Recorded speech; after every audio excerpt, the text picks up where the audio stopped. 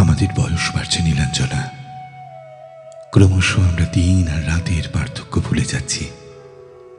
আলাদা করে দিন বা রাত আমাদের আর ভাবায় না। অবসরপ্রাপ্ত দুটো জীবন কেবলমাত্র একে অপরের দিকে তাকিয়ে বেঁচে আছে।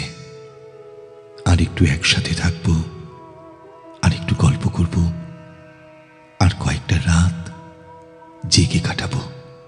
এতটুকুই তো চাওয়ার। সারা জীবনের এত পরিশ্রম, এত সঞ্চয় আমাদের আর কোনো কাজেই লাগে না।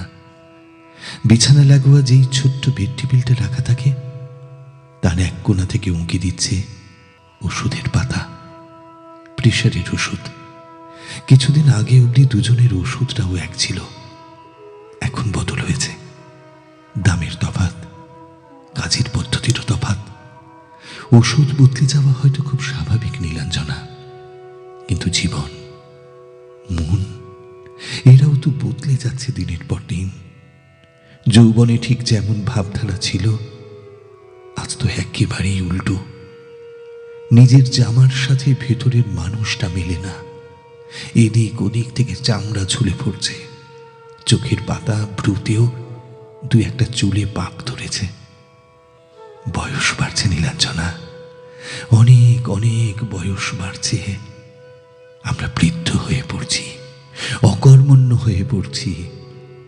দিন ফুরিয়ে যাচ্ছে, রাত গভীর, আরো গভীর। তবুও থেমে থাকা নেই। টেবিল ল্যাম্পটার নীলচে আলোর দিকে চেয়ে রোজকার তোমার সাথে লেপ্টে থাকি। আরো বেশি তুমি ঘেঁষা হয়ে পড়ছি দিন দিন।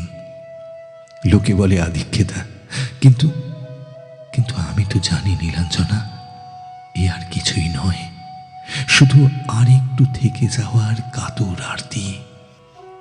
কেউ বুঝছে না, বোঝা সম্ভব নয়। এই অবসর সময়ে আসতে হবে ওদেরও, তখন ওরা বুঝবে।